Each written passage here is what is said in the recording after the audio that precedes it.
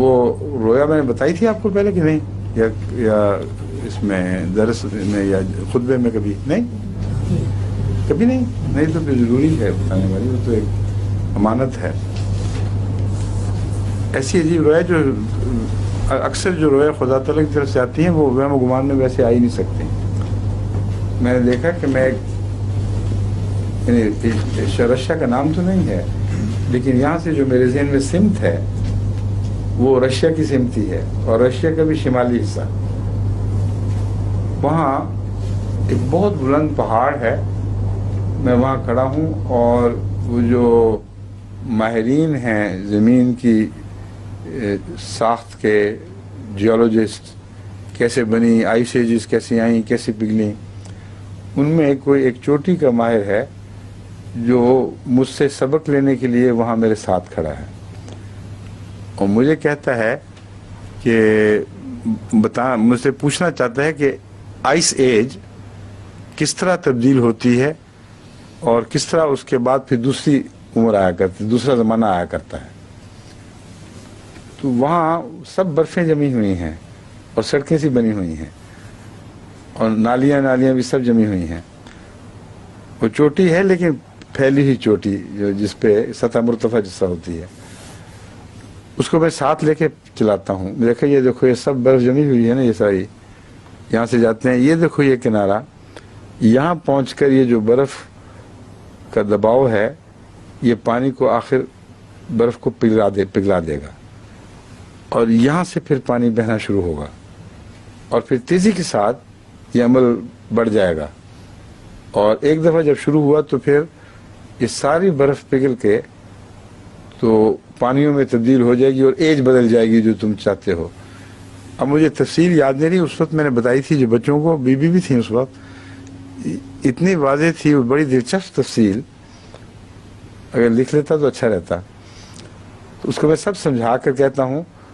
کہ یوں برفیں پگھلا کرتی ہیں، یوں آئس ایج یعنی برف کا زمانہ نسبتاً گرم زمانوں میں تبدیل ہو جاتا ہے۔ تو وہ تعجب سے میری طرف دیکھتا ہے، کہتا ہے درست ہے یہ بات، اب مجھے سمجھ آئی ہے۔ حالانکہ جیولوجسٹ وہ ہے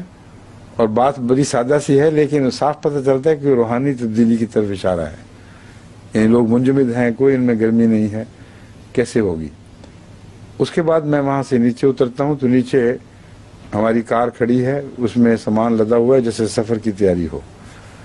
اور بی وغیرہ بیٹھے ہوئے ہیں، مونا بھی اگلی سیٹ پہ ہے، پیچھے سامان بچے طوبہ وغیرہ سب پیچھے بھرے پڑے ہیں۔ تو میں یہ دیکھتا ہوں کہ وہ جو رشیا کے پہاڑ ہیں وہ برف پگھلنے کی بجائے، پہلے برف کا پگھلا ہوا نظارہ تھا نا، وہ چھوٹے پیمانے پر تھا، اب سارے پہاڑ بھرے ہو جاتے ہیں اور چوٹیوں سے ڈھلکنے لگتے ہیں، wave after wave after wave, جس طرح لہریں چلتی ہیں اس طرح پہاڑ اتر رہے ہیں نیچے، جیسے کسی نرم چیز کے ڈھیر کو زیادہ اونچا کر دیا جائے تو وہ خود بخود ڈھلکنے لگتا ہے، اور وہ ایک سمت میں آ رہے ہیں، اور میں دور سے دیکھتا ہوں نظارہ تو ساری دنیا بھاگی جا رہی ہے، اس قدر پینک ہے، قیامت آئی پڑی ہے، اور دیکھتا اس سمت میں ہوں جس طرف یورپ کا باقی حصہ ہے، اور لوگ چھوڑ کے دوڑ رہے ہیں، اور لگتا ہے کہ اب یہ جو بھرتے ہوئے پہاڑ ہیں یہ ہر چیز کو اپنی لپیٹ میں لے لیں گے۔ اب اس وقت ہمارے ساتھی جو ہیں ان میں بھی مجھے تھوڑی سی گھبراہٹ ہوتی ہے کہ کیوں نہیں میں اب جلدی چل رہا۔ میں ان سے کہتا ہوں کہ مجھے کوئی فکر نہیں ہے،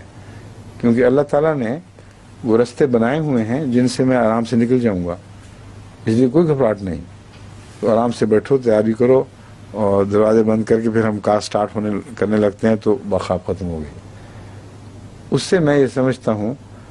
کہ وہ جو جنگ عظیم آئے گی آئندہ، اس میں کوئی دھماکہ رشیا کی طرف سے پہلے ہوگا، کوئی آغاز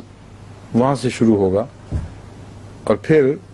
جس طرح پہاڑ بھرتے ہیں۔ مجھے بعد میں خیال آیا کہ یہ تو قرآن کریم نے جو یہ فرمایا ہے سورہ طٰہٰ میں، وَيَسْأَلُونَكَ عَنِ الْجِبَالِ قُلْ يَنْسِفُهَا رَبِّي نَسْفًا وَيَذَرُهَا قَاعًا صَفْصَفًا، تو یہ تو اس کی تعبیر ہے بالکل، اور وہ کھلا منظر ہے آئندہ قوموں کی ترقی اور ان کے تنزل کا،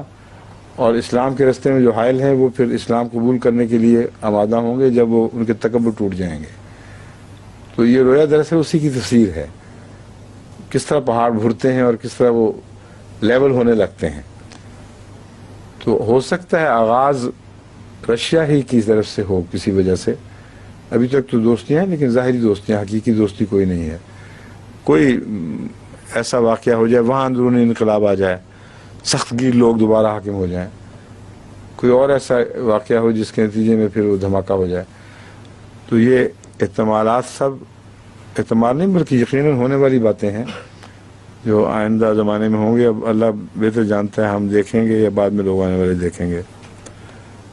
لیکن انہوں نے مٹنا تو ہے ہی. یہ وہ آیت ہے جو اپنی جگہ اس کی الگ پیشگوئی فرما رہی ہے. وَمَن يَكْفُرْ بَعْدُ مِنْكُمْ،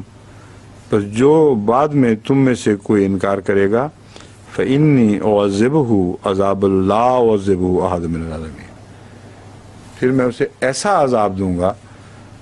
کہ جب سے زمانہ بنا ہے کبھی کسی اور قوم کو ایسا عذاب نہیں دیا گیا. اور واقعتاً جو ایٹامک وارفیئر ہے، جو جس میں ایٹامک سٹاسفے ہو جاتا ہے، یہ ہولوکاسٹ، اس کا تو کوئی جواب ہی نہیں. ویسے تو دنیا نے کوئی چیز دیکھی نہیں، مگر یہ بھی خوشخبری ہے کہ احمدیوں کو اللہ بچا لے گا. رستہ رکھا ہوا ہے جس رستے سے وہ نکل جائیں گے انشاءاللہ.